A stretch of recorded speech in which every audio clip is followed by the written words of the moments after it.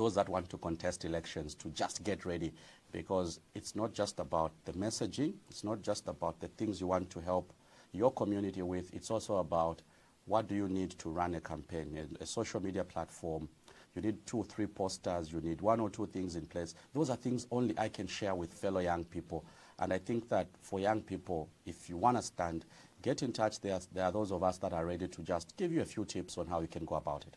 So I remember I was talking to Honorable Mausamba now when he was mayor. And yeah. I remember he was complaining about being a mayor. Yeah. He was saying how, I mean, look, there's not that much power that you have. And now, obviously, you're a member of parliament. And so this question is really about you. The 2 roles. Yes, because you were a mayor, and now you've elevated to becoming a member of parliament for a small area. Within Kitwe. Within Kitwe. Yes. Smaller than when you were mayor. Yeah. But is there a difference between the power that you now have and the influence that you have as a member of parliament versus when you were mayor? Well, when I was mayor of Kitwe, if I want something done, I would simply call the town clerk for the city. Then I would call the director of engineering if it has to do with a road, if it has to do with anything to do with engineering. Luchi, 10 minutes, we discuss, do we have this in our budget? Yes, we have a bit of fuel. What road do we need to work on? We need to do A, B, C, D. 10 minutes, the decision is made. The following day, you have graders grading a road going to a farm block. I feel like the position of mayor, which is at a local level, allows someone to get things done immediately. The role of an MP is more of a lawmaker. It's more of, you are a member of a committee of parliament, so I'm a member of a local government committee. You have to wait for Madam Speaker to tell you now you can start sitting. We are meeting today in parliament at 14. There's an order paper. It's so structured. Lochi, you want to say something, Madam Speaker, I will say, Christopher, go and put in a written question. Meanwhile, this is an urgent issue in the constituency. So between the role of a mayor and the role of a member of parliament, ideally these are 2 different roles. If you ask me, it's just that our people in the communities have not separated responsibilities. As far as they know, you are all leaders. You are all representing people. But if you ask me, I think that I could get things more done at a local level because the bureaucracy was less. Parliament is so structured. It's a bureaucratic institution. If today a resident calls me from Kamfinsa and tells me, we've not had water in Ndeke for 3 days, okay? And then I raise it as an urgent matter in Parliament because there's that slot they gave us. Madam Speaker will tell me, go and put in a written question. Meanwhile, the issue has been raised, right? So the wheels rotate slower at Parliament by design, because we've adopted the Commonwealth system, the Westminster system. So if you ask me, I think that things could be done quicker at a local level, because you at the local level, you know which ones are your priorities, you know which health facility needs more nurses. We used to do decentralization, you know which primary school needs more teachers. You are doing the things right there and then, and you are able to say, I'm mayor of Kitwe, district commissioner, can we have a meeting, we resolve this issue. You resolve it at a local level, unless where you need the money, unless where you need to tie a road. That we couldn't do, we could only rely on central government. I think pretty much that is what I think. So I watch some of these sessions in parliament. Yeah. Some of them descend into a Jerry Springer. It's a Jerry Springer TV show where I'm just like, what is going on? Sometimes, and I remember when Binwa Mpundu was here a few weeks ago, he was asked about whether he felt that the Parliament, National Assembly, the Speaker, that there was impartiality. I want to ask you a similar question. Yeah. Do you feel like there's more that can be done in terms of making it look like debates can be freely done without it almost feeling like it's a fight between members of parliament and the speaker or those that sit on that chair? Well, I've been suspended twice in that parliament. Each suspension has been for a period of 30 days. Okay. What I've noticed in parliament is that the ideal situation should be, here's the order paper. What are we discussing? We're discussing the railway system in Zambia. people have different styles of debate. Okay, so when you are presiding officer, you are the Speaker of the National Assembly. You should be able to understand the dynamics at play in the House. You need to understand, okay, we have the ruling party. And remember, Luchi, how is a Speaker elected? Because a Speaker is elected. So when we all became members of Parliament in 2021, the first business of the House was to elect Speaker, first Deputy Speaker, second Deputy Speaker. So political parties field candidates. Here's the problem. This is where it all starts. This is where the mess starts. So the UPND, which is the ruling party, and had, I think, 82 members of Parliament, fielded a candidate. So whether you like it or not, let's be honest, let's have a very frank conversation. The problem starts with how a Speaker is elected. So the Speaker doesn't come from judges or you pick from a certain grouping in society. The ruling party, which has more numbers, will then be able to tell themselves, who do we think will provide leadership in Parliament? They won't say on our behalf, but clearly, it's Madam Speaker, who's the Right Honourable Nelly Muti, was a candidate for UPND, in case people have forgotten. So the UPND fielded a candidate. It's been the practice all these years from UNIP would bring a candidate, MMD would bring a candidate, PF would bring a candidate. So whoever has the majority MPs in Parliament would get their Speaker. Now that is where the problem starts, because now the Speaker has to detach her loyalty to the political party, because whether you like it or not, she's coming from a political party. She won't say, I'm coming from a political party, but we all know by structure she comes from a political party. So now what I've noticed is that in the first 2 years, there were decisions that we would all question. We would all say, but Madam Speaker, you are not providing a fair platform for all of us to debate. For instance, you would hear members of Parliament from the ruling party making noise. They would run comments, they would disturb members of Parliament. Chances are that they will not be reprimanded. Okay, we've seen it, there's a pattern. If it's coming from the left side of the Speaker, the reprimand may be followed by very, very strong words. There's been an improvement. I think, Madam Speaker, 3 years ago when she was just assuming that office, and now I've seen that there's more tolerance, she's more tolerant, but of course, once in a while, we see a certain level of biasness. But I think the problem starts with how speakers are elected. So that's your job, isn't it? Yeah. As a member of Parliament. Yeah. We can't run away from it. Your job and the job of many MPs is, to formulate legislation. Exactly. Is that something that you think, and when your term of office ends in 2016? Yeah. 2026. 2026, yes. And if you don't go through afterwards, do you think that you might look back and think, I wish that I had pushed forward a motion to say, can we change how the Speaker is elected? I don't know. Yeah, there's enough time. Yeah. But I've been asking myself, what other alternative way can we use to pick a Speaker? Okay. Unfortunately, we've adopted what the guys in Britain do, how they elect the Speaker. All these practices are basically adopted practices.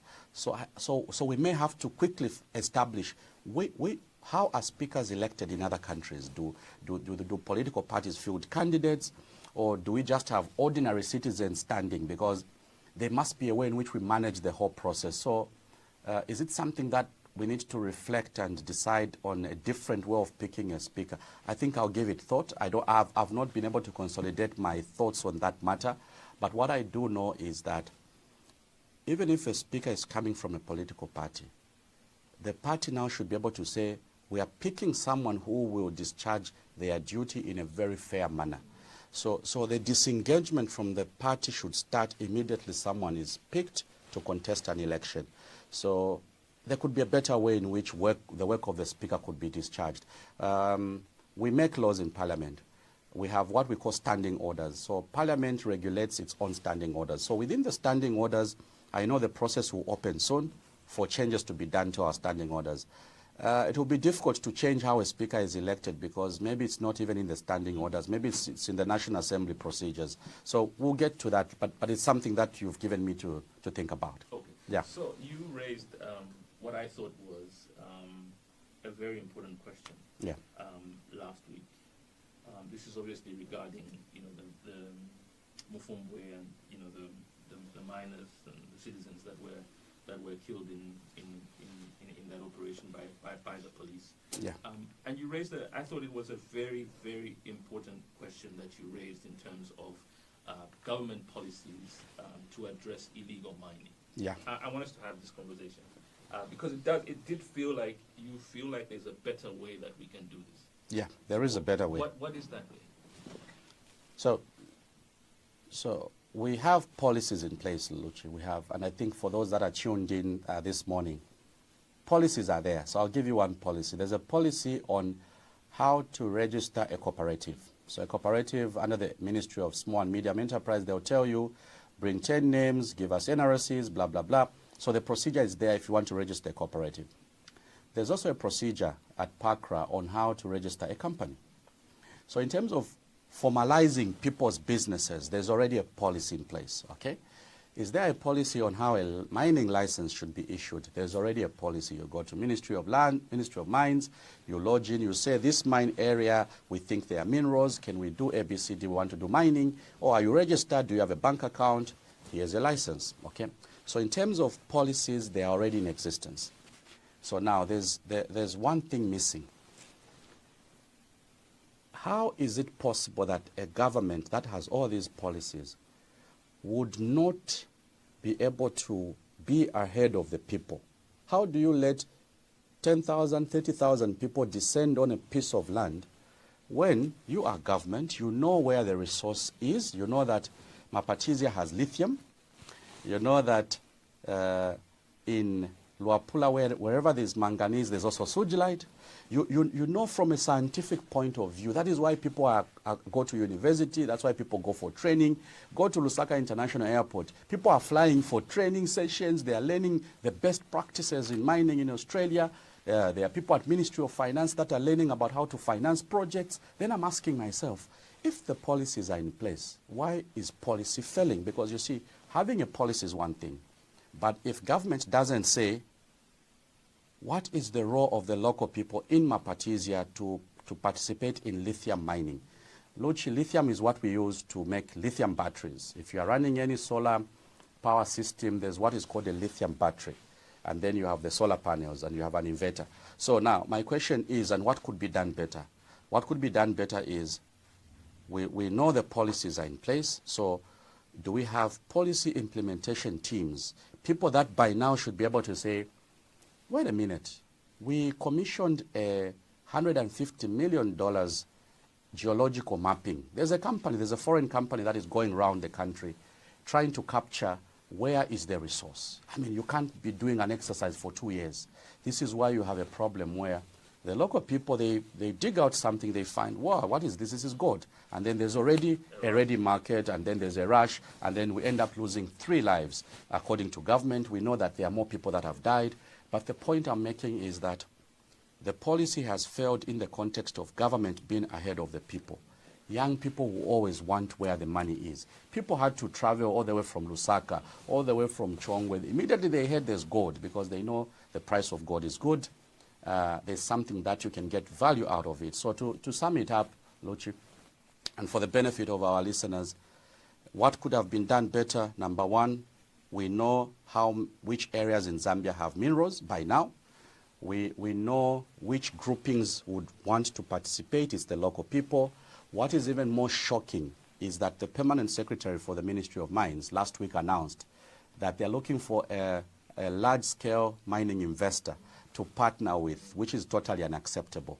I think that if you look at what the locals are able to do with very basic tools, it is possible for us to be able to get that resource out. So number one, can we register cooperatives or companies that want to do mining in those local areas, number one. Number two, can we issue licenses to those particular mining, young people or elderly people that want to do mining? But we need to go a step further, Luchi. How is it that we have the skills, but we don't have people with the resources to do the actual mining? So we did approve a new law in Parliament. I think it's called the Minerals Commission Bill, which says that there shall be a fund to support artisanal mining. So if you are 10 young people you want to do mining in Mufumbwe, government is under obligation now to set up a fund and then be able to give you the money. Now, I'm against the idea of giving people money because if you give 10 young people money, they may not buy the equipment. So I'm for the idea that we use that fund to buy equipment and be able to say, can we give you equipment and then get the gold out, sell it to the Zambia Gold Company. There's a company called the Zambia Gold Company, which is a parastatal. It's owned by, I think, Ministry of Finance. I need to be sure if ZCCM-IH has got shares. So if we did that, Luchi, we won't have to wait for a rush to happen. A gold rush happens because policy has failed.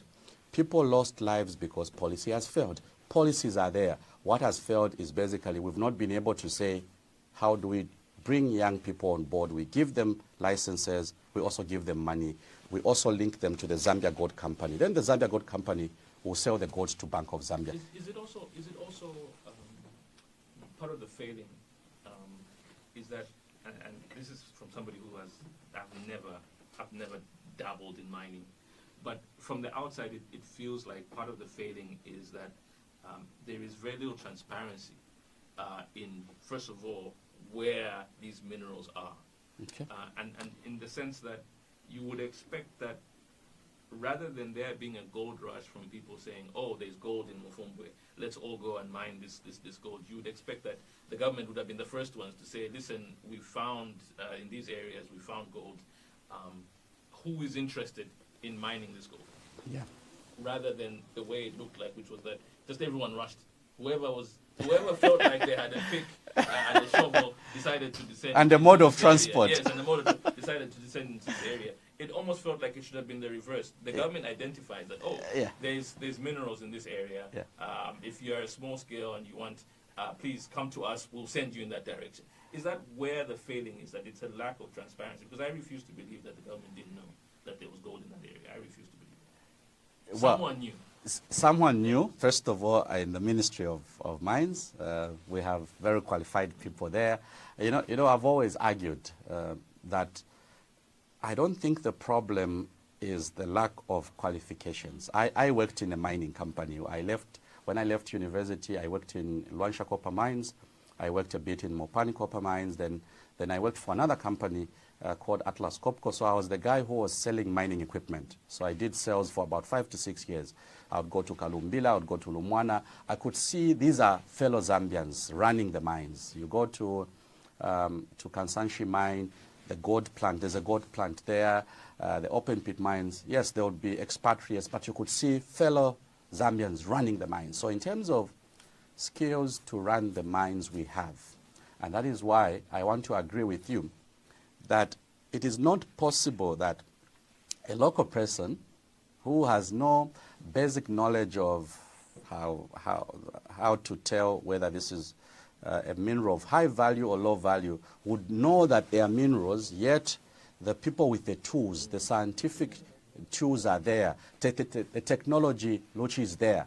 Gone are the days when we would use common sense. Now there are scientific ways of establishing a chukukuri. Here we have manganese, here we have lithium. So I want to agree that maybe for me, I'm seeing a pattern here. The pattern I'm seeing, you know, we lost 3 more people in Mumbwa district last week. And I raised this issue in Parliament. I'm hoping that these are things we should permanently deal with. How is it possible that people in Mumbwa would know that there is gold in Mumbwa, yet government doesn't know? It's not possible. I think it's also, that's why I'm saying the policies are there. We know what has to be done. My question then is, how is it that people are not allowing things to be done correctly? You know you need to, you know the resource has been mapped. It's not possible for 2 years to be mapping a resource. It's not possible that for 24 months, the aerial mapping is still being done. We're trying to establish, we already know where the resource is. So from a transparency point of view, it is possible that the level of transparency has not been adequate. Also, who are you buying? I mean, if you're mining, if you're digging into the ground, right, you need to have a market. Yeah. So who is this market? So the ideal market was that all the gold should end up with Bank of Zambia.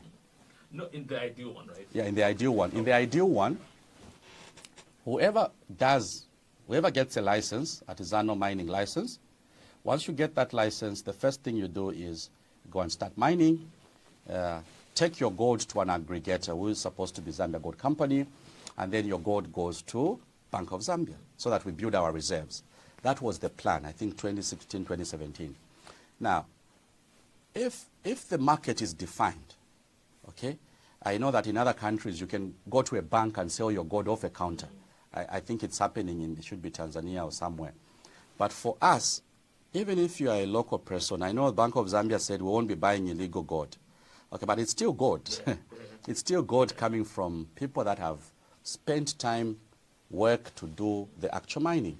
So if the market is there, we should then be able to say, how many gold aggregators can we have? And this is the role of the Ministry of Mines. You can't just have an aggregator sitting in Lusaka waiting for people to come all the way from Mufumbwe. That's a long distance. Mufumbwe needs an aggregator.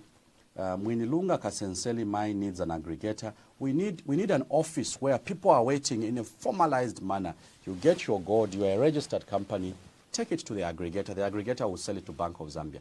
Luchi will build gold reserves. Our exchange rate will even improve. Do you also think that there's a lack of learning from the past, learning lessons? If you look at some of what's going on where you come from, the Copper Belt, yeah.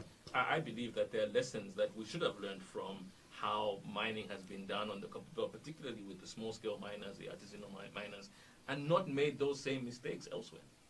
But it feels like we've made the same mistakes that we've made on the Copper Belt with every other place that we've discovered minerals. Maybe it's also the nature of politics, and I was hoping I could touch on this issue. The way politics have been done, you've given me an opportunity as Radio Phoenix. I have 2 hours or whatever number of hours to speak. So I'm speaking here. Ideally, someone from government should be able to say, okay, let's forget Christopher Kangombe is an opposition MP. Let's forget which political party he's coming from. Can we just pick out 1 or 2 things that he's talking about? Someone should be able to say, we now have the mandate, we have a 5-year mandate. What things did past governments do which didn't work? Okay? So you learn lessons. What things did past governments do right that we can also enhance? For instance, the concept of a Zambia Gold Company is a good concept. One company to buy all the gold. You are in Mukushi, you have a few carats of gold, take it to the Zambia Gold Company. The Zambia Gold Company takes it to Bank of Zambia. Simple system. So if that system worked and has potential to even do more, what do you do then as government? You then enhance those systems. So there's clearly, I think sometimes we tend to lose opportunities to learn from those that are giving us ideas. It is possible for this current government to achieve more in this particular sector if they actually be able to tell themselves, what are the good practices? What have we found that was working? What have we found which is not working? You quickly pick it up and then you enhance systems. Okay. So you said you were a member of a committee, local government. Yes, please. Does that committee look at CDF as an example? Yes, it does. Okay. Yeah. So I've been looking at the headlines in the papers, the news diggers in particular this week. Yeah. Obviously, they've been plastered with ZAMSA and the scandals at ZAMSA. And the millions of dollars. I said yesterday that if they did an audit on CDF, I believe that they would find similar loopholes. Yeah. Right? As somebody who sits on that committee,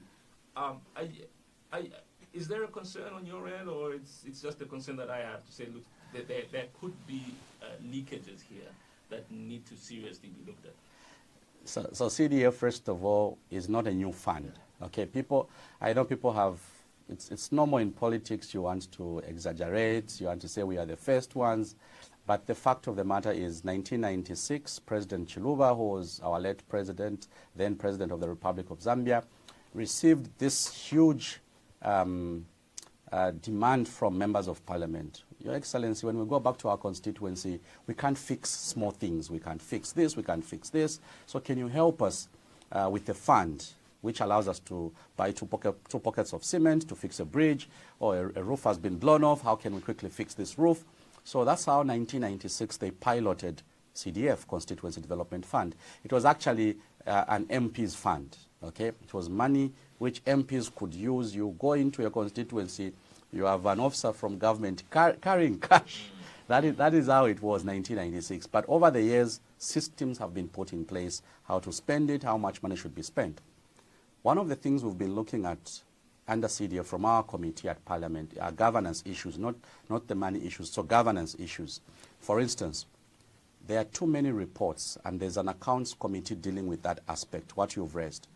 There are too many reports of people get the money, you know, there are loans that have been given out, 200,000 kwacha, you give a company, the company doesn't pay back that money. There are also reports of a contractor who has no capacity to do any particular work, is given a contract, then they start looking for a company to actually do the work. So there have been challenges here and there. Where are the challenges? And these are the real conversations we should start having. Why is it that even when we know that there's a bad credit culture, okay, I've told Honorable Nkombo when he was Minister of Local Government, and I think this is a conversation we should have even with the new minister. For as long as loans are being given out in the presence of a politician, okay, the politician announces, no, there are now loans, okay. So the local people, those that were campaigning for these politicians, are also participating in applying for these loans. Lochi, do you expect people to pay back the money? So loans, first of all, should be removed from the component of CDF, okay, because people will never pay back. If the design is a grant to help someone get started, grants are okay. But for loans, Lochi, people will continue getting that money. They know that it's the politician holding that dummy check. They will even say it's us who voted for you. So there's an aspect of having too many political players participating in a loan-structured empowerment fund. For me, I would rather we go back to the Citizens Economic Empowerment Commission. Actually, by law, it's the only institution that should handle empowerment funds. You can't have empowerment funds at local government. You have empowerment funds at the Ministry of Youth, Sport and Child Development. You have empowerment funds at community development. My proposal, Lochi, is that can we remove all the empowerment funds from ministries that are headed by politicians? Let's put the empowerment funds into a government institution that is structured away from politics, okay? We simply say those that have got business ideas, those that need to be equipped with skills to prepare a business plan, this week they'll be training, we train them, they apply for loans. Let's detach politics from these empowerment funds, and this is why for me my proposal would be the CDF component for loans and the empowerment funds, remove it from CDF, push it to CEC. Youth empowerment funds at the Ministry of Youth, Sport and Art, remove them from the ministry. Let's not have Honorable Nkandu and any other person who is a politician like me handling those things. Let those things be run by Citizens Economic Empowerment Commission. Legally, they are the only institution that is supposed to deal with that. So in short, CDF has huge potential to achieve more for the communities, but it is also possible that people have not understood what CDF should do. CDF should do a 1x3 classroom block. CDF should do a maternity wing. Those small things that people want done within the community. The responsibility to do the big things. You want a district hospital to be built.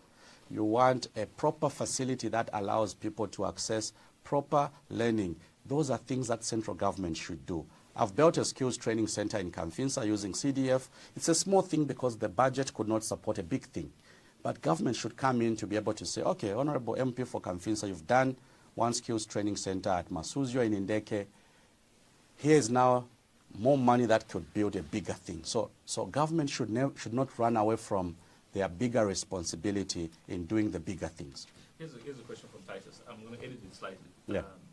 Because he's touching on the gold mines, as I believe that even those in government know what should be done. But deliberately, now here's the real question, deliberately, some people know that the orderly way of doing things won't make them rich, hence the confusion. This isn't just in the gold sector, but even you could make the argument that even in other areas, for example, CDF as well, it's the same thing, that unfortunately people want to get rich, and that's why you have these situations where there are people that are not doing the right thing. Well, illegality will always be there, even where systems have been put in place.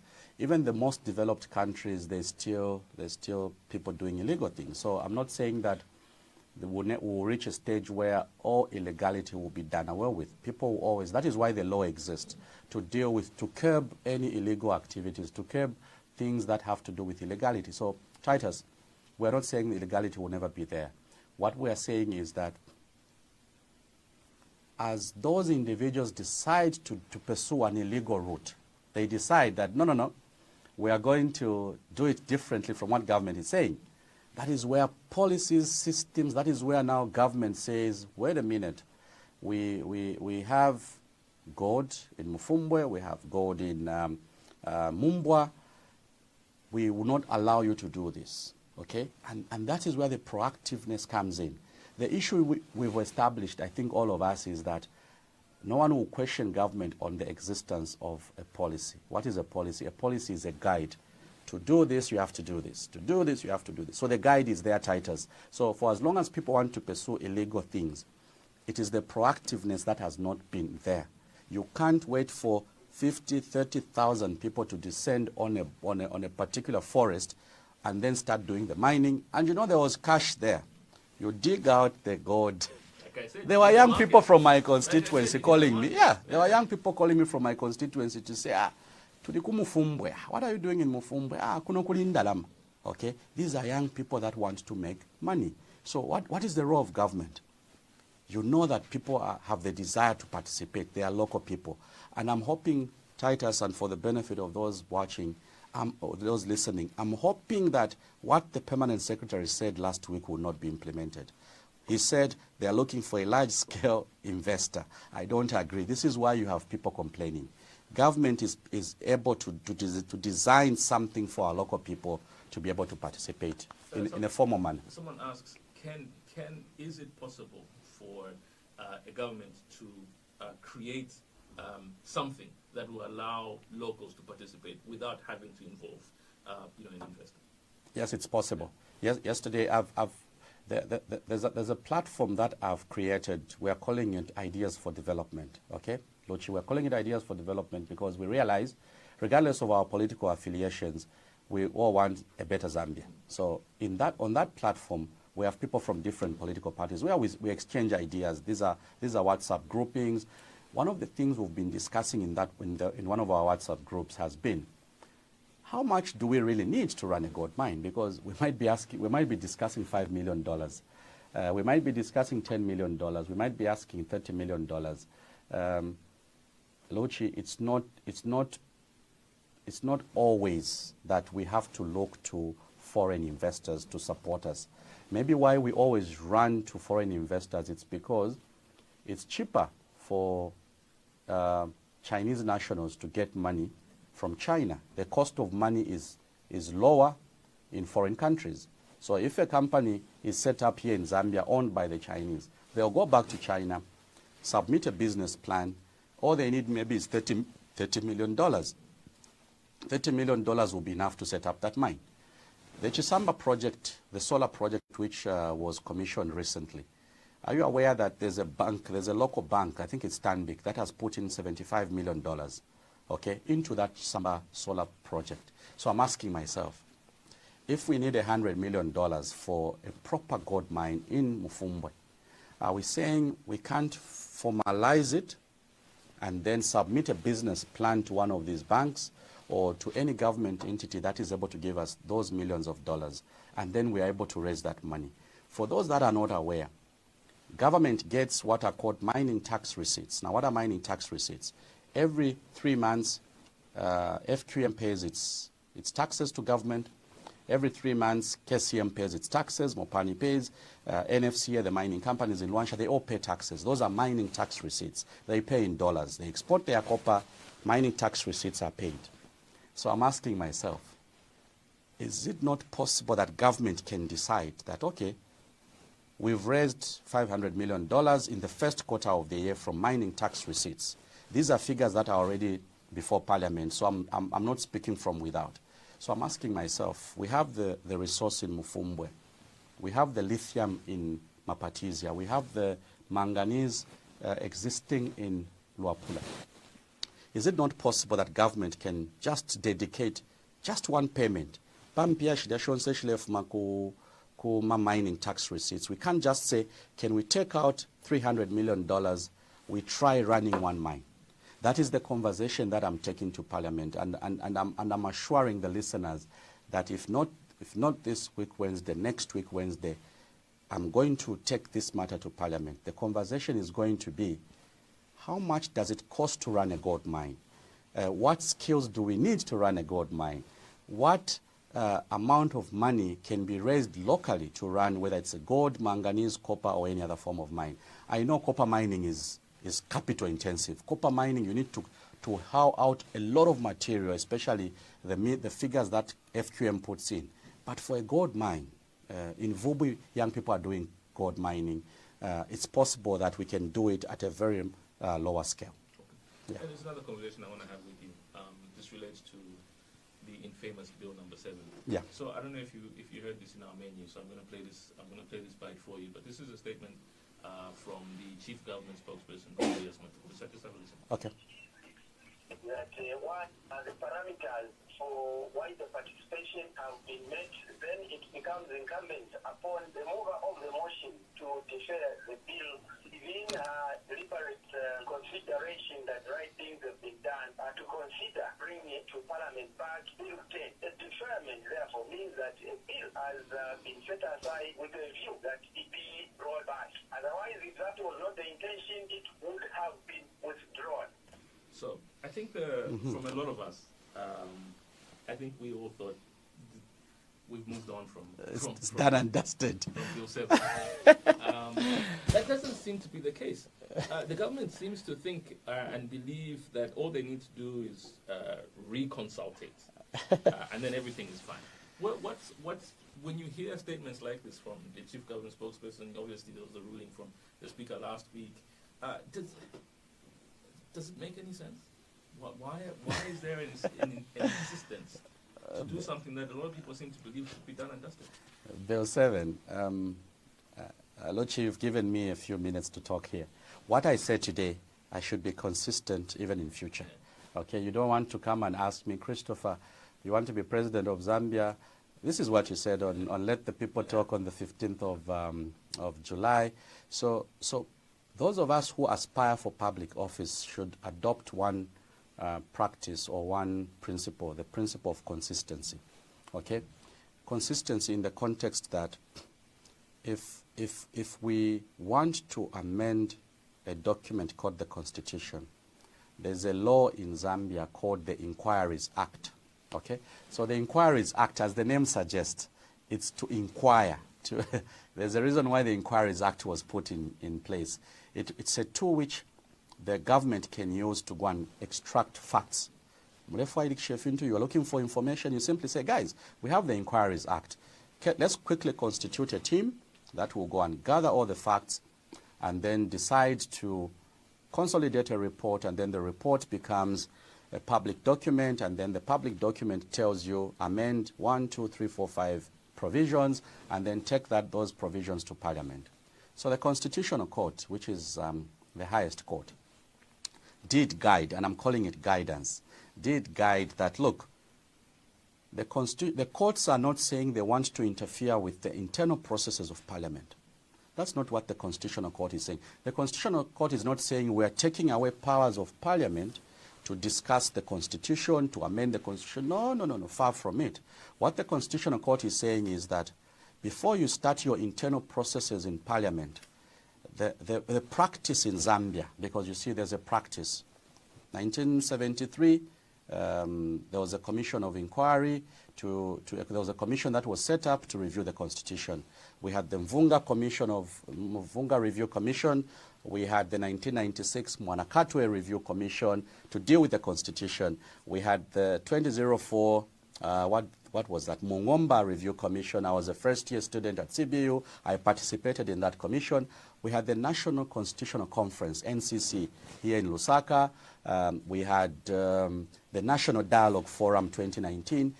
The history tells us that before you do any amendment, you must have a report. That report should guide you on the things that should be in the bill. So what the Constitutional Court simply said was that the process that has been pursued is unconstitutional. They are not saying we are taking away your powers as Parliament. So the ruling by Madam Speaker, I think it was talking about an internal process in Parliament.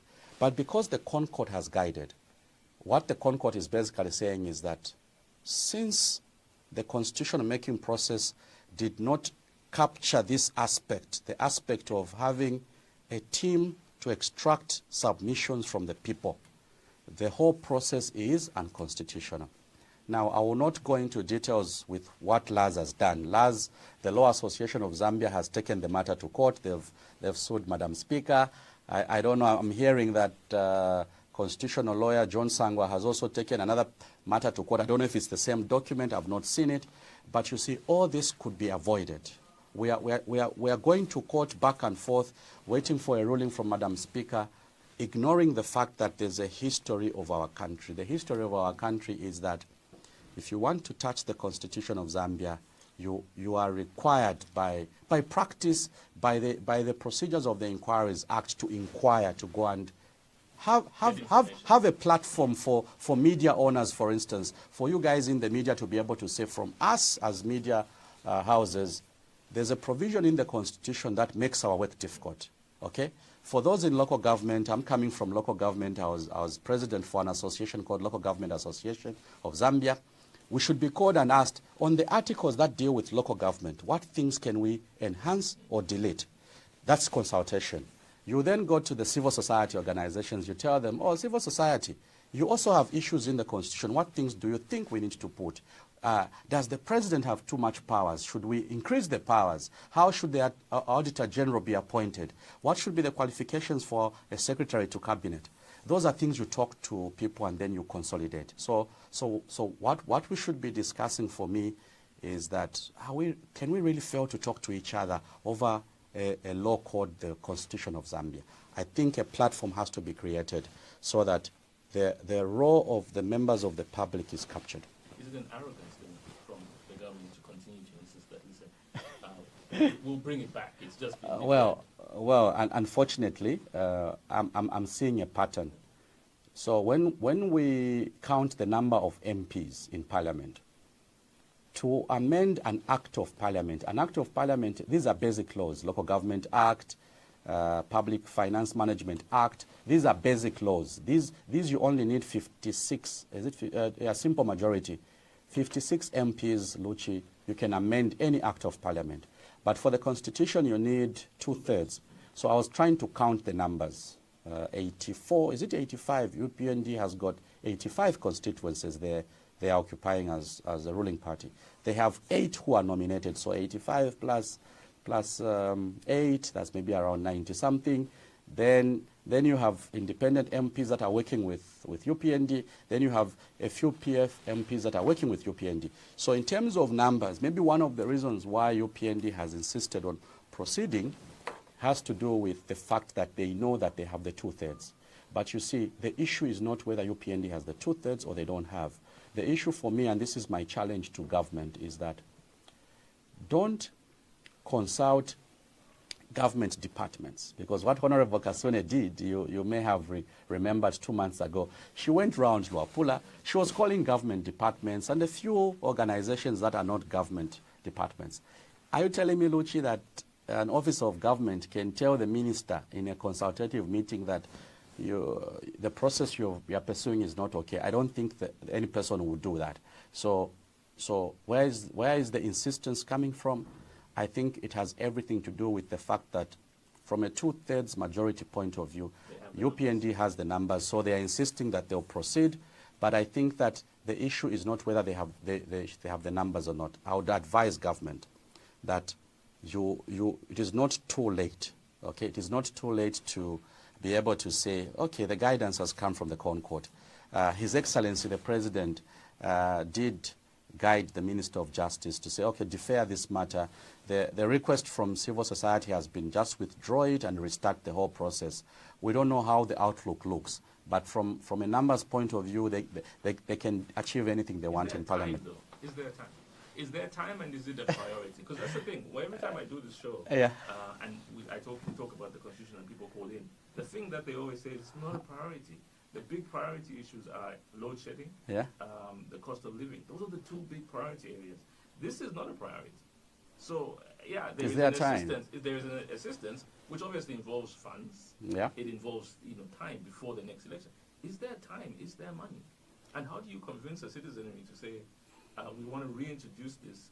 There is time, there is money, but guess what? There's still load shedding and the cost of living is still high on the other end. So this is a lesson for all of us, even those of us who are in opposition and are looking for a role to play in governance. One of the lessons that we have to learn for all of us, especially our generation, you are in your late 30s, you are in your early 40s, you are in leadership.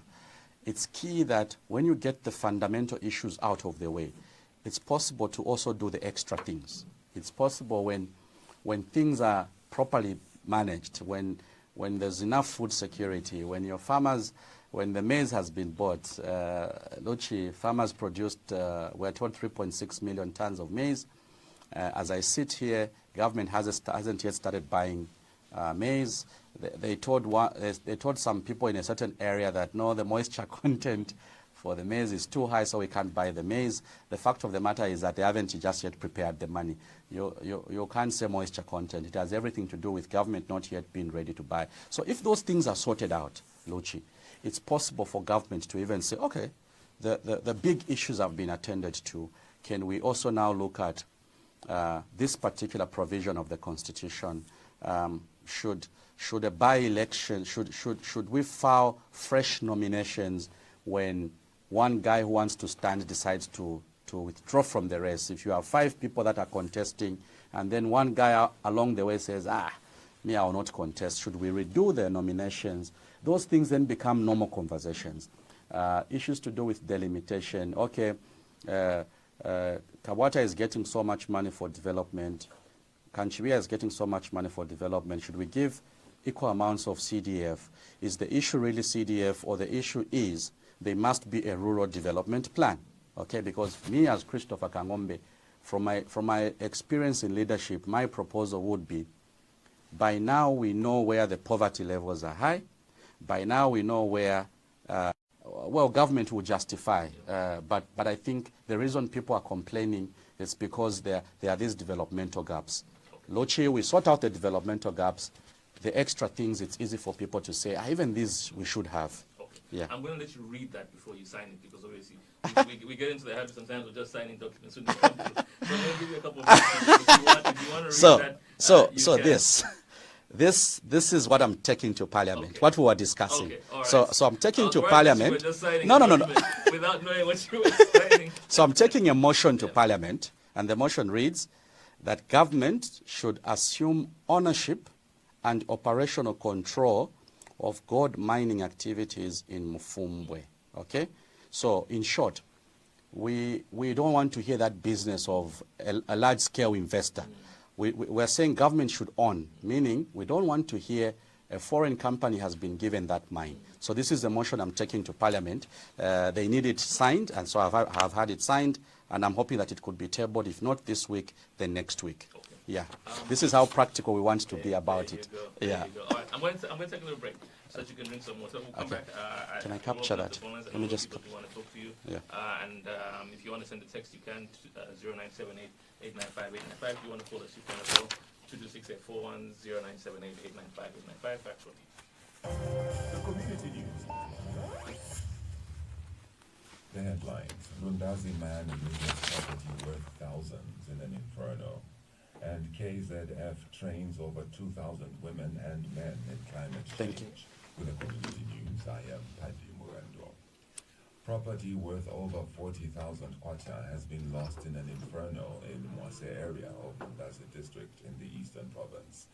A hammock hammer mill, a 20-liter container of diesel, and 10 by 50 kilograms of maize bran, all valued at 41,200 kwacha, got burnt when a grass shelter belonging to Boniface Ziambo, 38, of Kapumbu village in Mwase Chiefdom caught fire. Eastern Province Police Commissioner Robertson Mwemba says the fire is suspected to have been started in the early hours of the 13th of July 2025 at Kapumbu village, and the case was reported at Mwase Police Post at around 10 hours yesterday. Brief facts of the matter are that Siambo, who operates a grinding mill business in a grass-thatched shelter a few meters away from the main house, worked till evening and secured the door of the property by locking it. 30 minutes past midnight, he told police that he was awakened by his neighbor, who had gone outside his house to relieve himself, that his shelter was on fire. Efforts to put out the fire failed, as it had already engulfed the whole grass structure. Investigations into the matter have since commenced. Keepers Zambia Foundation, KZF, a non-governmental organization, has trained over 2,000 women and men in Mufumbwe and Chongwe districts in Lusaka province in climate change as a way to reduce climate effects on the environment. KZF Program Officer Lisa Nyirongo also revealed that the project has come to an end after 5 years of implementation, with over 1,000 households both in Chongwe and Mufumbwe now using traditional cook stoves as one of the alternative energy solutions.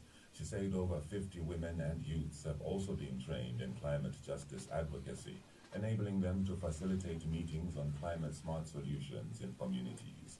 Ms. Nyirongo added that the women and youths have also managed to participate in district and national agricultural shows for the past 2 years, adding that this year they came out as winners for exhibiting climate-smart local solutions, such as the traditional cook stoves, local seeds, and food at community level. To end the community news, the headlines once again. Lundazi man loses property worth thousands in an inferno. And KZF trains over 2,000 women and men in climate change. Ends the community news. Keep listening to Let the People Talk. The community news. It's 10:07. Welcome back to Let the People Talk. If you want to get in touch with us, you can. 226841 as well as 0978-895-895. Those are the two numbers you can use. Our guest this morning is the Member of Parliament for Kampinsa. His name is Honorable Christopher Kangombe. 226841 0978-895-895. I want to read you a couple of text messages first. So this is from Kath. Kath says, well articulated, Honorable, what an opportunity has been placed in Zambia. May they own this process and benefit the country. Placing it in the hands of investors is fearing to step up and better our country through the resources. A question to you, you've good ideas. Why is it that you and your party MPs at times use anger, and in the case of your close friend, even use inappropriate language when you have brilliant ideas? Don't you think this also hinders your effectiveness? That's from Kat. Well, I think we know who the best friend is. I won't start discussing. I avoid discussing personalities. We are built differently. We approach matters differently. I would rather we focused on the issues. Opposition. I think Kathy give me the benefit of doubt. Pick out the issues I'm raising. I'm raising issues of policy. I'm raising issues to do with how best can we aggregate our gold. How best can we place young people to participate in this thing. I'm discussing issues of the history of our country around constitution making. There's a history we have adopted. So this is consistent with how I've been approaching issues from the first time I appeared on radio when I was a councillor at the age of 21. So Kathy, for me, I think that there is still a way in which we can still achieve what we want to achieve by talking to each other. And that is why, for me, I'm advocating for a society where we talk to each other about issues affecting our country. Politics will always be there. Next year there will be elections. People will be campaigning. But what will not change are challenges facing our people unless we face them together. James asks, this is on the gold rush. Yeah. Does the MP know that the buyers of gold were from other countries? Like you sell immediately. So he seems to believe that the buyers were from other countries. Well, I'm aware that there's information that has been made available, I think through various people that actually went into Mufumbwe, that there was ready market. Congolese came into Zambia, people from Tanzania came into Zambia. We had people coming in from as far as Angola to buy gold from Mufumbwe. And that tells you, it tells you the problem, okay?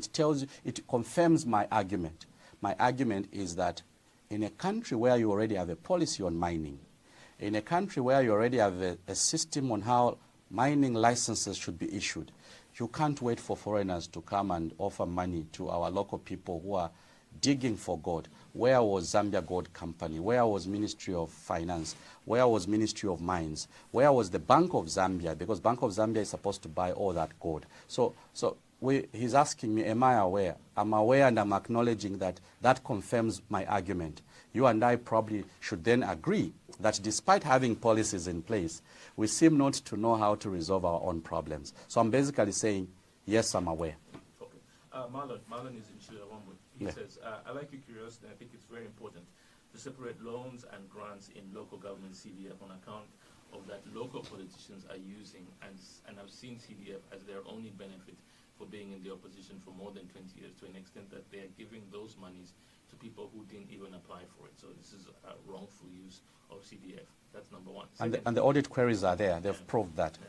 Secondly, my humble appeal to all lawmakers is that they come up with a bill which will allow and reflect the will of the people by separating the power of the legislature and judiciary from that of the executive, by removing the oath of allegiance from public officers such as anti-corruption, DEC, the DPP as well, on account that we've seen former cabinet ministers who served from previous administration being prosecuted, but what we don't see is current members of parliament, current politicians, being investigated. Well, this is the fourth year in office of the guys in power. The last text is basically saying, can we see more people holding positions today being questioned on some of the wrong things that they are doing? That will give the fight against corruption some more value, some more relevance, and people will then be able to say, well, we now believe that the current government actually believes in the fight against corruption. There's a report, I think 2 years ago, Luchi, which revealed that there were 4 ministers that were being investigated.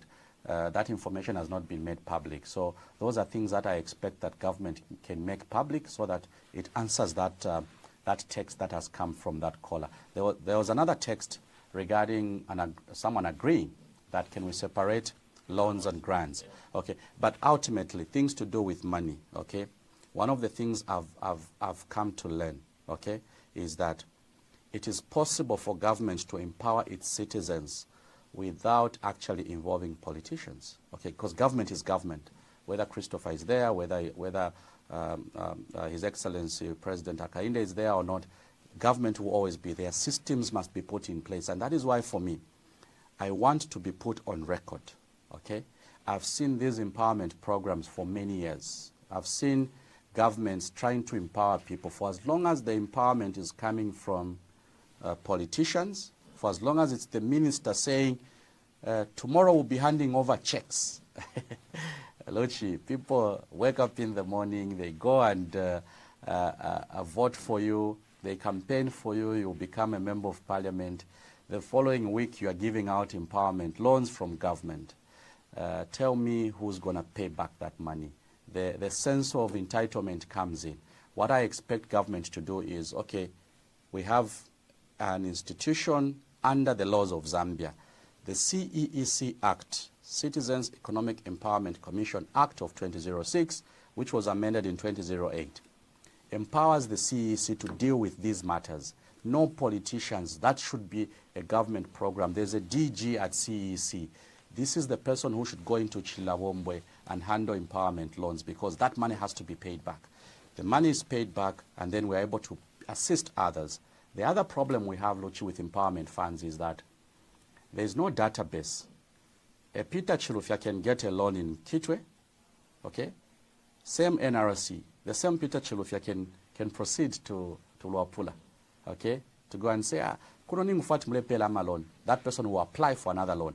There's no common database that will say, Peter Chilufya, wait a minute. You got an empowerment fund under Kamfinsa. Why are you asking for empowerment funds under Chifunabuli? Those are things we must be discussing. Otherwise, we'll keep putting money into a pot called empowerment funds, yet we are not helping the country make progress. Let me go to the phone lines. 226-841-0978-895. Hello, good morning. Hello, good morning. Good morning, sir. What's your name?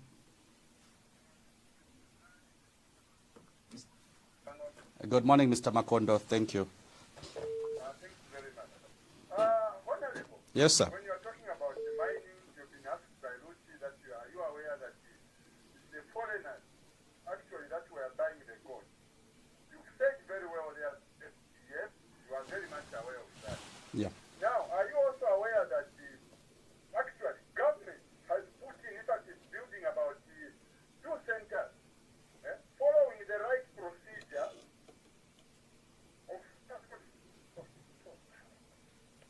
Makonda, are you still there? Okay. Mr. Makonda, are you still there? Okay, I think he's gone. That's such a shame. I wanted to hear the rest of this. Hello, good morning. Good morning, sir. What's your name? Okay, go ahead, Vice Precious. I am quite much precious much okay.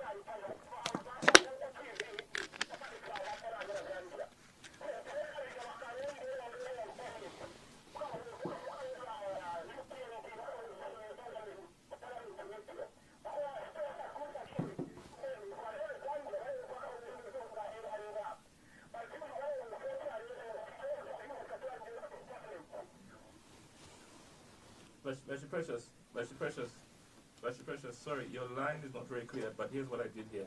So there was words of encouragement, but I think the other key question was that Parliament Radio, for whatever reason, is not... Yeah, it's not running. Yeah, it's not running. Yeah. Is there a reason why? Do you know? Is that something that you query? Well, I was told there was a technical fault, but I think we've lost quite a number of days without having the signal sent through. But I will find out. But Precious, I think the message has been gotten. You still want a platform that allows you to hear what we are discussing in Parliament. Okay. Yeah. 226-841-0978-95. Hello, good morning. Good morning, sir. What's your name?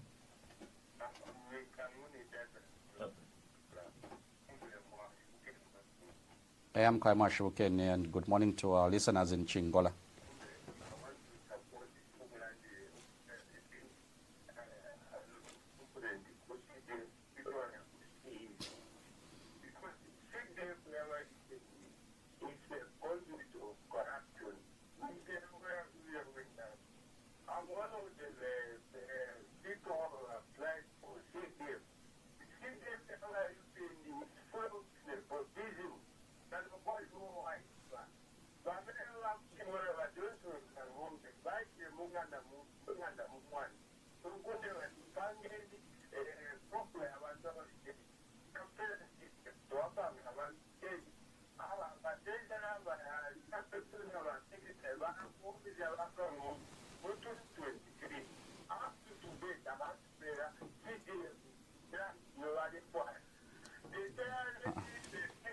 The message. There's a message here.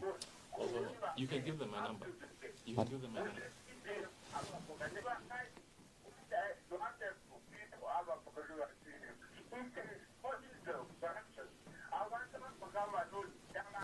So which number?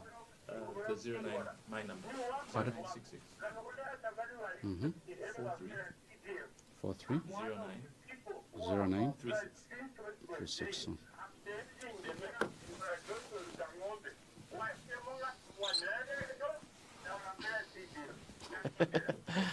Mr. Looney is upset that he hasn't received his funding.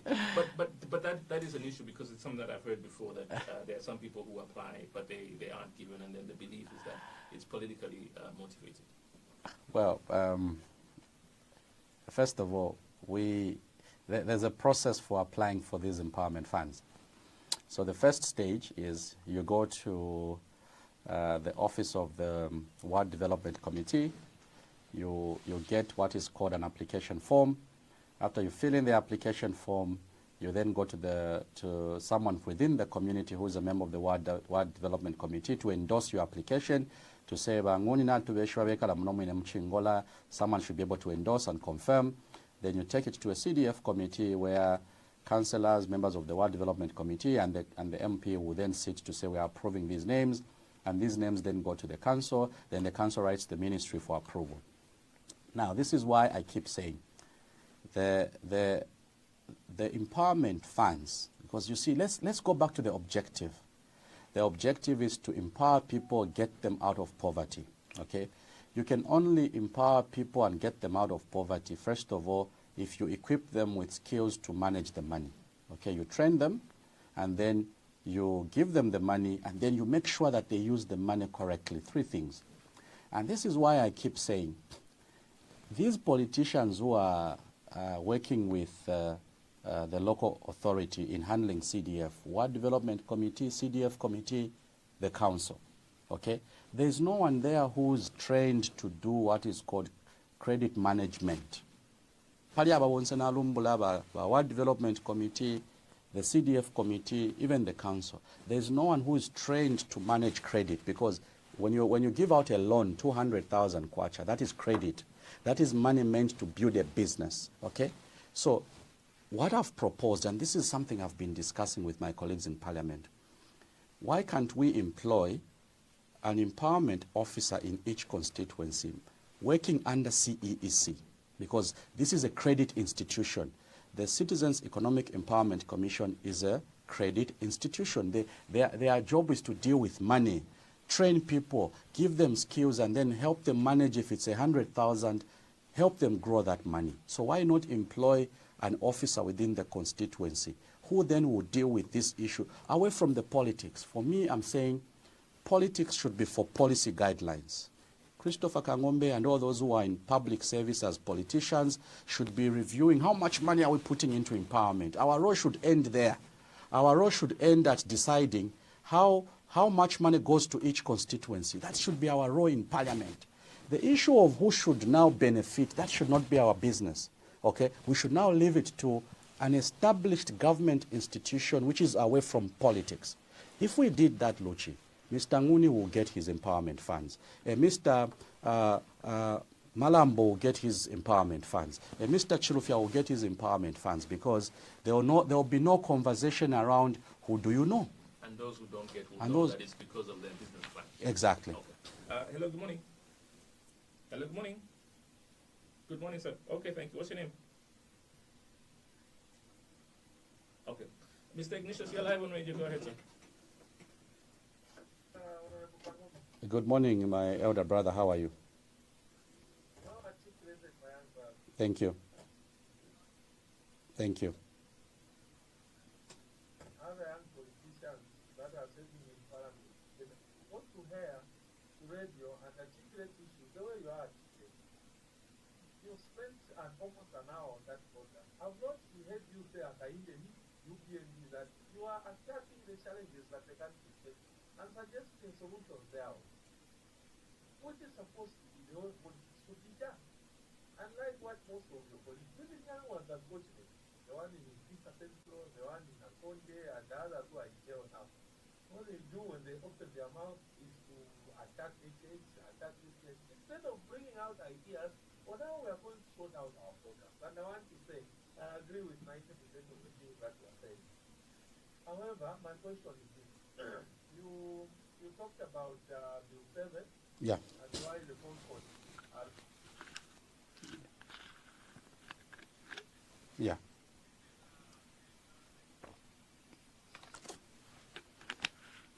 Mm-hmm.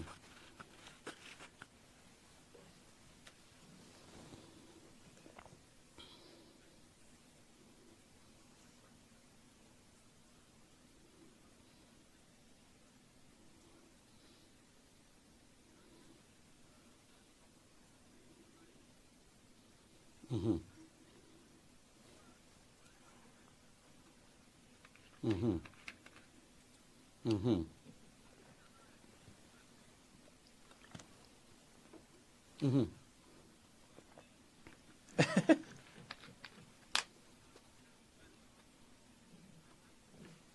Okay, thank you. Thank you very much. I mean, I couldn't have phrased it any better. Yeah, so Ignatius wants your response. yeah, he's talked about the history, but before we do the history, In 1993, let me start with the Constitution. So there are about 10 articles in our current Constitution, and I hope people will pay attention to this issue because I think it will deal with the issue of the burial of the former president. So there are about 8 or 10 articles from Article 100. If you go to our Constitution, kubale kutika muyeku Article 100, Article 100, 101, up to, I think, Article 108. There are articles that deals with issues of the presidency, meaning how a president should be elected. It also deals with issues to do with the qualifications of a president, powers of a president. There are about 10 articles. Of all those 10 articles, there's no article on a former president. Okay, that's the Constitution, the Supreme Law. So the Supreme Law doesn't discuss a former president. Now, there's an act of parliament. There's a law, what we may call subsidiary legislation, which is the benefits of former presidents. It's an act of parliament, meaning it's something that can easily be amended. So in 1993, President Chiluba, through cabinet, took to parliament a law called the benefits of former presidents. So the law was couched such that there were 12 benefits of a former president, meaning once you leave office, 12 benefits are given to you. That is in the law, 1993 law. Number 1, you are entitled to a house, 3 maids, 3 vehicles. There are about 12 health insurance, and there's also the state shall spend money, expenses shall be met by the state in the event of a funeral. Those are the 12 benefits of a former president. Now in 1998, the law was amended, okay, Luchi, and for the benefit of Ignatius. The 93 law simply said you are a former president. It didn't talk about active politics. It simply said you are a former president who will give you 12 benefits. But 1998, unfortunately, the law was amended to introduce the word active politics, meaning those 12 benefits now become conditional, meaning if you go back to active politics, the 12 benefits are withdrawn, okay? And they are not saying we're withdrawing benefit number 10, but retaining benefit number 12. No, all the 12 are withdrawn. So His Excellency, the President, former President Edgar Chagwa Lungu, returned to active politics. We all remember, I think 2023, if my memory serves me correctly. The 12 benefits were no longer subsisting as at the time that the president was returning to active politics. He left Zambia without the 12 benefits, went for medication into South Africa without the 12 benefits, died in South Africa, unfortunately, without the 12 benefits. So, Honorable, the submission by the caller is there's a history of where you bury. I think we all understand the dynamics around this issue. Right now, the matter is in court. Attorney General has taken the matter to court, asking the court to order that the body be brought back to Zambia. So with that background I've given, I hope Shilango, who called in, appreciates the fact that this is a person, a former president. He's the only former president who died without the benefits. President Chiluba died with the benefits. President Kaunda died with the benefits. President Rupia Banda died with all the 12 benefits. It's only President Edgar Lungu who died without benefits. So those are the technicalities. And I don't want to go into the conversation which is happening in court, because those things are now in court. In court now there are arguments. No, practice. But, oh, no, this person was head of state, so we must bury in Zambia. Those are conversations that will now be determined by court. Is there a moral argument, though? Yeah, so... Yeah. So they're away from the court. So away from... And I didn't want to ask this question. I didn't want to go into I didn't want to go into that issue. But I'll ask you anyway. Yeah, Is well... there a moral... I mean, I've said from the very beginning that from a moral perspective, it just... anyone who was president should be buried in their country. It doesn't matter where, unless you're living in exile, unless there are other... But just generally, if none of that is subsistence, I just think that it just doesn't feel right? Well, you and I didn't want to go into that conversation, yeah. but I mean, it's a public issue now. There's no harm in talking about it very quickly. The family had no decision to bury in South Africa. Let's be very clear, okay? It's one thing that we are all ignoring. Let's not change the dynamics or the facts on the table. The facts on the table are that when ECL died, the family even provided their own plane to bring the body to Zambia. Let's be honest. Let's have an honest conversation. The honest conversation is that the family was determined to come and bury Edgar Chagwa Lungu in Zambia. We all know what happened. What happened was the state said, it's us who have to pick the body from South Africa. It's us who are going to organize the funeral program. The family said, no, there was this wish from Edgar Chagwa Lungu that person A, person B should not attend the funeral program. That is where the problem started. If today, and this is my prayer as a young person in leadership, I didn't want this matter to go to court. If the issue is, should we bury in Zambia, and the family has said, we are ready to bury in Zambia, but the reason we've decided to bury in SA, it's because of reason number 1, 2, 3. If those reasons are dealt with, Luchi, I would be a proud Zambian if we buried President Edgar Chagwa Lungu in Zambia. My wish, my prayer is that if burial could be done in Zambia, that would be the best. But unfortunately, that activity to happen, there are things that the family has put on record. We can't ignore those things.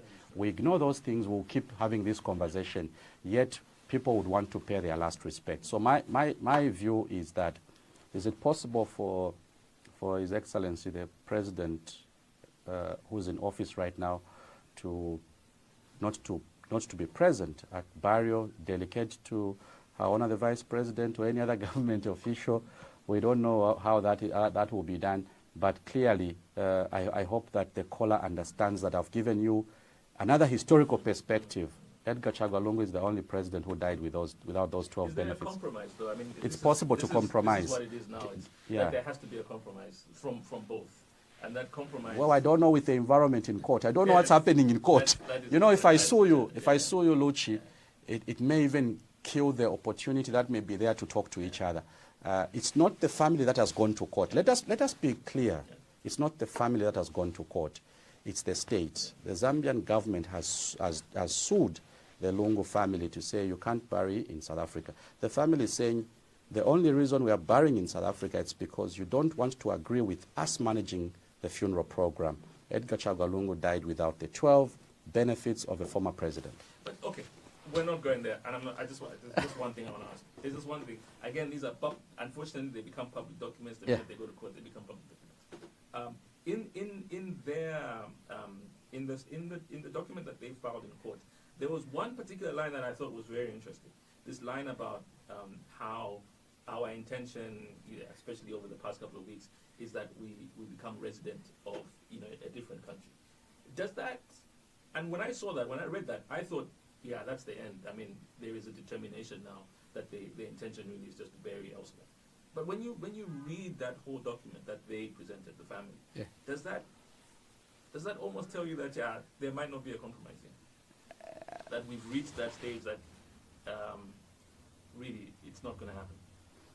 Well, I don't think that this is a matter that is beyond us as a country. I don't think that we can fail to resolve this challenge. If the issue is, this is a former president, let's bury in Zambia, what will be the terms, what will be the conditions for burial to take place in Zambia?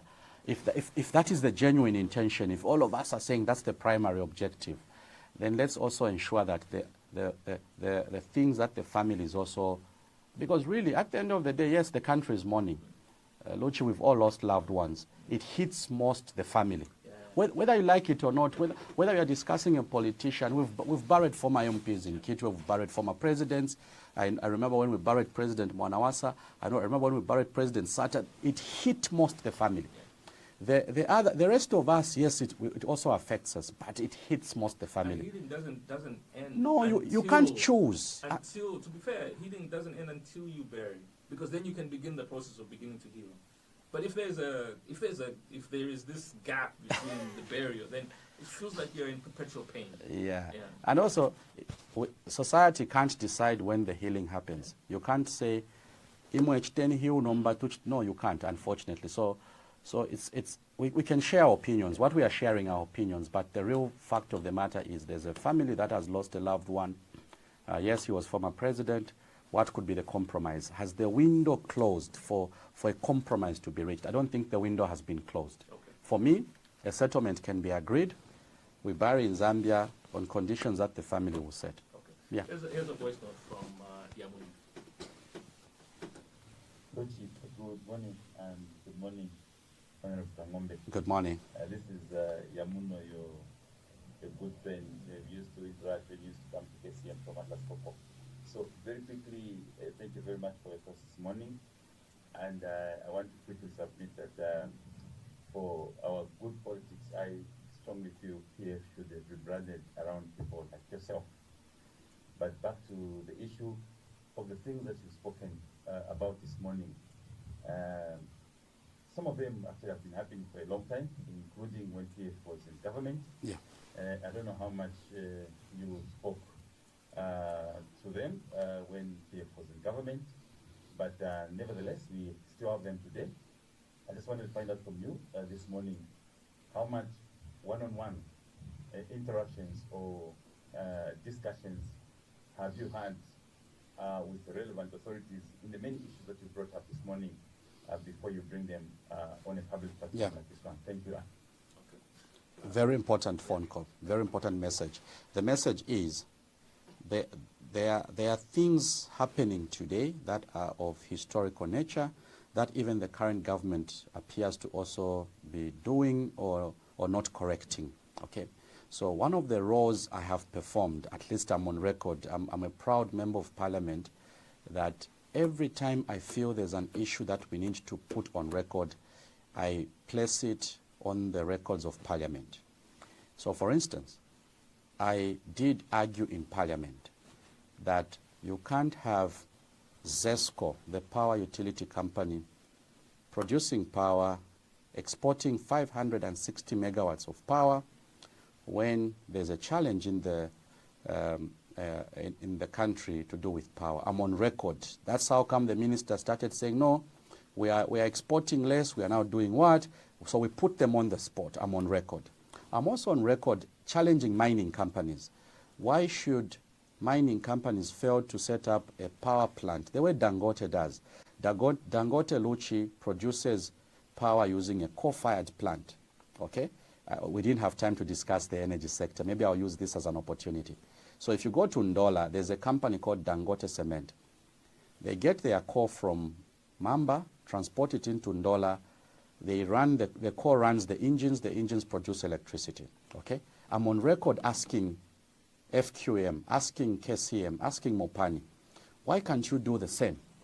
Why can't you set up coal-fired power plants which can allow you to generate your own power, so that ZESCO doesn't sell the entire electricity they produce, the bulk of it, into the mining sector?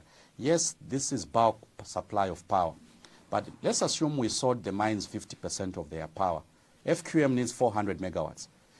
Why not give FQM 200 megawatts, and then the extra 200, they set up their own powered plant? And then the rest of the power is given to domestic consumers, industry, these who can't afford to set up these powered plants. So to the one who sent the voice note, Christopher Kangombe is on record when he notices there's something that has to be done as a suggestion. We want to change society and how we do politics. How do we do politics? Yes, election time we'll discuss, this one has failed, but we are away from an election. We are saying, I have a mandate to pass the national budget as an MP. I have a mandate to make laws as an MP. I have a mandate to provide oversight, checks and balances. Have I failed to do that in Parliament? I haven't failed. I'm on record. Even today, I've just signed another motion I'm taking to Parliament. So to answer your question, at least on the things that I think have to be done, I'm on record. I'm actually on record asking government, why should Mopani get goods and services from contractors and not pay within the 30 days as per contract? Can we introduce a penalty fee? Can we introduce what we may call interest payment? Meaning if the 30 days elapses, for the extra 30 days that will be accumulating, Mopani will have to pay interest to the suppliers and contractors. At least I'm on record. I'm also on record saying we don't have incentives for local businesses. People that want to set up businesses in Zambia, they don't have incentives. They don't have that thing that will motivate them to set up a business. So I'm on record, and I'll do more, because really the issue is not whether it worked 30 years ago. The issue is we have people that are waiting for leadership in Zambia. We have to provide that leadership. Can I ask how far, so other than, putting forward the motion, but was there an acceptance? On which issue? For example, let's take the Mopani issue. Was there an acceptance that we shouldn't introduce a penalty? And so we're going to introduce this penalty? So is that a conversation that's still happening within? So the response from government was, no, instead of us getting involved in the agreement between Company A and Mopani, we are just going to have a meeting with Mopani, and then when we have a meeting with Mopani, we'll ask them how far they are with making payments. Meaning, the issue of interest payments on late payments, okay? The same way if I borrow money from a friend, well, here's a 10,000 kwacha, and I failed to pay within 30 days. Chances are that my friend will say, boy, you are delaying in paying me, I'm losing value on my money, so there'll be slightly something more. So what has been the outcome? The outcome has been, no, we'll engage Mopani. And the minister traveled to the Copper Belt. He had promised on the floor of Parliament that, Honorable Kangombe, you will attend that meeting. When they arrived in Kitwe, they didn't, of course, invite me. But the point is, at least for me as a lawmaker, I raised the query. It was well publicized. At least the Hansard books at Parliament will record that Christopher Kangombe spoke for suppliers and contractors. What about the electricity one? That one the minister agreed. Okay. The minister agreed in principle that now we have open access. So if there are mining companies that can generate their own power, they'll have to apply to ERB. If ERB approves that they generate their own power, we'll have to find a formula that allows ZESCO to still supply part of the power, but at the same time, if the power company can't meet all the needs of a mining company, the mining company should be able to say, I think give us a license to make our own 200 megawatts. So that one, others within the ruling party almost started arguing because they didn't understand that this is something that government would not object. You know how politics are in Parliament. Parliament is polarized. Others think because Christopher is coming from the opposition, everything he says we have to reject. But they were shocked that because I had a compelling reason, the minister in his response said, no, actually that is why we have open access. Those that think they can generate their own power, sell it into the grid, please apply to ERB. Okay. Yeah. All right, let me go back to the phone lines. Hello, good morning. Hello, good morning. Hello? Okay, no, this time. Morning, sir. What's your name? Good morning, sir. That sounds a familiar voice. Dr. Proud. First of all, Dr. Kangombe, this issue about Malongo is not a good where you hear family says we don't want the president to be there. At the same time, Mutasira is a member of parliament in Jawama making development to the same person which he doesn't want to get his father when he's dead. When is the Christianity there? He couldn't ignore that is laughing over those people. That's why I support those people who have taken the issue to us. If it was you, Luchi, you know you are a journalist. You say anybody, be in opposition and couldn't ignore it, but you don't choose. A person who have died, you got no enemy. You need anybody 2 months. You couldn't do the time of winter. I mean, some people say, no, my story is in peace. So what we can only advise government, since you don't have a party joining you being no matter.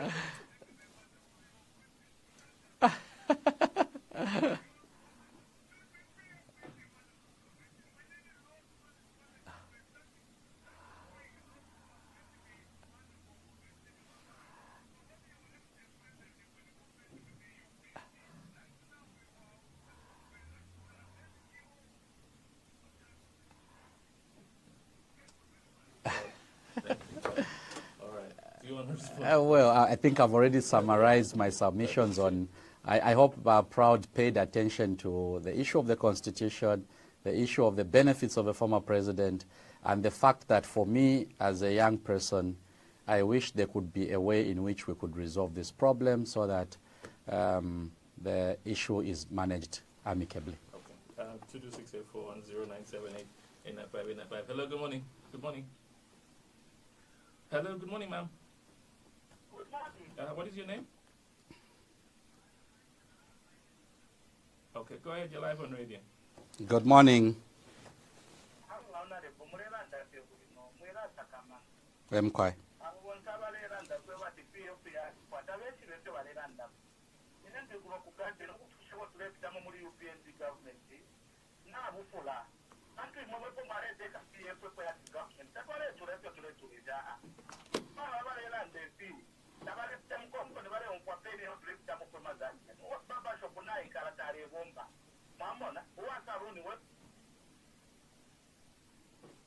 Hello. Hello. Okay, I think we've lost him. But I get the point that he or she was raising, which is that there are many challenges in this country at the moment. Load shedding, small business are suffering. There needs to be a little more that is done for them. Well, you didn't ask that question in our first remarks, but I think I'll touch on it and I'll be very quick. The issue of the cost of doing business, okay? And this is why, for me, the reason I took to Parliament a motion on incentives for local businesses, I was trying to reflect, okay? You incorporate a company, Luchi. To register a company, you have to pay, right? To get a bank account, there's something that has to be paid, to get your articles of association, and then you set up a company at your own cost, and then now you have to run it at a huge cost, the cost on electricity, the cost on fuel. There are things that are affecting the growth of Zambian businesses. And that is why the only thing I could do as an opposition member of parliament is to ask government, is it possible we can create a window where people register a company, we give them 2-3 years to run without paying these obligations. You know, sometimes when you set up a company and you have so many obligations to pay, your business will not be able to cope. Worse if the electricity that should help you run some businesses is not available. How many people can afford solar? How many people can afford a lithium battery? How many people can afford an inverter? Those are things now become real challenges. So the caller is basically telling government, look, you are in government, the mandate is with you. Now, as you discharge your duties in government, bear in mind that there are problems affecting you, people that you may not be aware of because you are in a better position to cope with the shocks. There are shocks in the economy. It's only now that we are able to see, and we told Parliament, we told government in Parliament that how do you allow one company called Agrofuel to clean up the pipe, operate the pipe, transport a finished commodity called fuel from Dar es Salaam into Ndola, and fix the price. These are things we raised in Parliament for 4 years. It had to take the IMF, Luchi, it had to take the International Monetary Fund to say, open up the pipeline, allow other people to transport, and be mindful. Let's clarify something. The commodity we're discussing is petrol. Diesel still comes through trucks. There's no pipeline bringing diesel. So these are things we've been raising because ultimately the price of fuel affects businesses. You are running a younger business, you don't have enough money on your tank for fuel, you won't make your money. So Angela is basically saying the cost of doing business is still high. Will I spend an hour here mentioning names? And now that would be a waste of time. What I would tell government to do is, can you sort out the cost of doing business? Can you allow people that set up businesses to grow? Because the numbers at Pakra are alarming. People set up companies, Luchi, under 5 years, people close companies because really the struggle is there. Okay. Here's a voice note from someone. Good morning, Luchi. Good morning. I just wanted to mention something with regards to CDF that you were talking about earlier. I also believe that it is very poorly structured. instrument, because a lot of services and functions are taken away from institutions that are supposed to be there. For example, with the skills development, that should be purely under TVETA or TVETA institutions and should be delegated, should be devolved to the district level. Where a district doesn't have those skills development centers, they can involve other skills development centers within the province or adjacent to provinces. I think it is a very, very, very bad way we are doing things by saying, okay, so many people are going to go to such and such a place to learn whatever it is. Meanwhile, you've got no feedback system that we can depend on. We have no proper way of monitoring these people from our community. Say this young man went to such and such a place, got such a skill, has got a job, can I employ him or has got enough skills for me to work with him? So those are things that I think we should take a few steps back again and reassess. Okay. Thank you very much for that, Wilson. Is there anything you want to say? Yeah, I wanted to agree with the caller, but maybe also add something very critical. All these duties that we want managed through CDF are actually duties of specific government entities, okay? And this is why, for me, as we send money from the center into a constituency through the council, because the money doesn't sit in the constituency. It sits with Kitwe City Council, it sits with Lusaka City Council. Let us be mindful that we may try to do what we may call shortcuts, quick fix solutions, yet we already have institutions that should run with these programs. So for instance, the caller has referred to TVETA, an institution of government that should deal with skills training. So are we saying if Kitwe has a TVET institution, we would rather send the money, the component for skills training into that institution and then it manages, or are we saying let people open up skills training facilities provided the standards are met? For me, the second option is valuable. TVETA should regulate the standards. You can't have, we've seen clips on TV, Luchi, you've seen people complaining in places where children have gone for skills training, yet the facility does not even have any form of equipment. What equipment are we using to equip our young people with skills? So for me, the issue is, has TVETA performed its role of maintaining certain standards in these learning institutions? A building called a skills training center is just a building. The actual skills have to be delivered at a certain level of quality, and this is where it becomes very important. So the caller is basically saying, no. The issue of loading money into the constituency is not giving us the skills that we want. It's not giving us the leakages that we need, because, Luchi, you can't be training people, churning out graduates from college, yet we don't know where they are being linked to. I think the issue is linkages. Okay, here's someone who says, giving the mine to the locals can't work. We're talking about equipment and safety of the No, it can work out. In my opinion, I would like the government to take over and find the investor to run the mine and employ the locals. If you allow the mine to be run by locals, there will be total disaster and confusion. That's from somebody on Facebook called Jim Mulenga. So, Jim Mulenga, the issue that I responded to, and I want to be on record, this will remain consistent with Christopher Kangombe 5, 6, 7 years from now. The issue is the skills to run a mine in Zambia, the skills are already there. You go to Mopani, the CEO is a qualified engineer, he worked in ZCCM, he's now working in Mopani.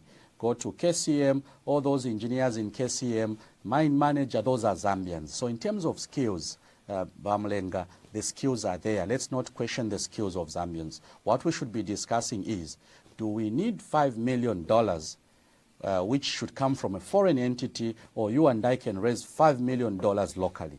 The argument from Christopher Kangombe is that ZCCMIH is making a lot of money from all these mines. Why can't they put aside part of their money? Why can't Ministry of Finance, part of the income they are earning from mining taxes, why can't they say, okay, we've tried foreign mining companies, they have the capital, they have the money, whatnot. Can we also try one mine? Okay, now which scale? Because you see, you start from somewhere and you begin building up. So for me, the motion I'm taking to Parliament, and I'll start with Mufumbwe, is that government should run that mine. I don't agree with government looking for an investor. I don't agree with government looking for a foreign investor to run that gold mine in Mufumbwe. That gold mine, we have experts today who can design how that mine can be operated. Do we need $10 million? Do we need $200 million? Luchi, we can raise that money provided the business model is viable. Okay. I have, there's a question here from somebody, and maybe this is something that you can then push forward to the Minister of Energy. This person says, I'm curious why the public discourse around power generation seems to overwhelmingly focus on the Kariba Dam. We are fortunate to have other significant hydroelectric facilities, Iteji, the plant at Victoria Falls. Could you please elaborate on the current operational status of these sites and, crucially, where the power generated from Iteji and the Victoria Falls is currently being utilized or directed? Well, I don't have those figures offhand. What however, I can refer to is the issue of where we haven't tapped the resource. So we have a river called the Luapula River, okay? The surveys are already in place. The feasibility studies have been done. Luapula has potential to give us 1,200 megawatts. That's Luapula River. There are 4 sites that have been identified. 2 sites are on the side of Congo, 2 sites are on the side of Zambia. So what we should be asking ourselves is that as we look for the right energy mix, there are also what we may call low-hanging fruits. There are already reports sitting, waiting for people. That is where now we must ask ourselves, what financial model can we design to get people to invest money? Luchi, and for the benefit of the caller, the Copperbelt Energy was looking for $200 million 2 years ago. They issued what is called a green bond. Okay, what is a green bond? A green bond is basically CEC saying, here is a market for electricity. We are energy experts. In this sector, we are market leaders, okay? We want $200 million. We want to set up a solar-powered plant that will allow us to sell electricity to this client. Do we have people that are ready to put in millions of dollars so that we do it for you and then we share the profits? That's a green bond. CEC in 2 years has been able to raise $200 million, Luchi. They are setting up power plants. The client is waiting for that electricity. Is it possible for another model to be designed? Is it possible for us to say, Wushe, how much money do we need to set up another coal-fired plant? Luchi, in Mamba, NAPSA has invested millions of dollars into Mamba. That phase 2 we are discussing, which government is saying, no, there's Mamba phase 2 coming. That's money from NAPSA. Okay, NAPSA has put in millions of dollars. My question, and I ask again, is it possible for other Zambians to set up a crowd fund? This one puts in a 10,000 kwacha, another one puts in a 10,000 kwacha. We multiply the money, we raise the money, we simply give one expert, can you set up a power plant to sell electricity? So to answer that question, before we talk about Itezi, before we talk about these others that are already existing, we have other low-hanging fruits. There are models that are in place.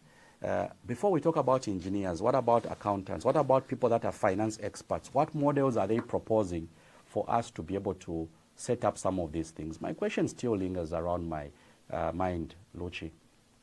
We've had people trained in doing business proposals in Zambia, qualified people. They've worked in banks. We have people that have worked in engineering. They are engineering experts. We have economists that are able to interpret reports, whatnot. We have environmental accountants. So I'm asking myself, can we fail to just try to our own power plant? It's us who are going to try it using the resources that are available. Anything else you want to say before I let you go? Well, before I go, Luchi, we have elections coming next year. Let's leave politics to next year, okay? We have problems affecting our country. Our colleagues that are in government should listen when we make suggestions. We are not interested in politics of calling each other names. For me, I want this government to be listening when we tell them, you can't have one company running the Tazama pipeline. Can you have other people to access it? Don't wait for foreigners to tell you what to do. Don't wait for IMF to tell you, open up the pipeline. We've been telling you for 4 years. If we tell you today, can you detach empowerment loans from CDF? We are telling you because we've seen there's a problem. CDF loans are being misused. People don't want to pay back because it's the politicians that is always handing over the checks. When we make these suggestions, Luchi, we're not being malicious. We want a better Zambia. We want people who need to be empowered to be empowered. We want funds to be revolving funds. These are concerns that affect our people. I want to thank Radio Phoenix for the opportunity to speak today. Okay. There was a text I wanted to read for you. I don't want you to go away thinking that people in Kamfinsa don't really care about you and aren't bothered by what you're doing. So this is from somebody called CN. CN says, we appreciate the bridge that you and the government put up in Kamfinsa. At least farmers are able to transport their goods. Yeah, Kamfinsa has got a lot of streams, and we thought one of our priorities would be to do a lot of bridges, transport inputs, transport the finished commodity. I think that is one of the things we've been able to do. Okay. There is also, again, maybe you have this through the office, but somebody called Sibika says, how can we directly engage with the Honourable MP through WhatsApp for various issues? Well, my number is 0966 61 9075 or 966 61 9075. Please drop me a text. We have a lot of platforms on WhatsApp where we are exchanging ideas. We have people from different political parties. I always bring in topics because I'm more concerned about our country. We need to create a society of ideas for development. That is what should define our politics. Okay. Is that the number that I have? That's the number you have. Cool. Just in case you leave and then someone says, that's the same number. Different number. No, that's the same one. Cool.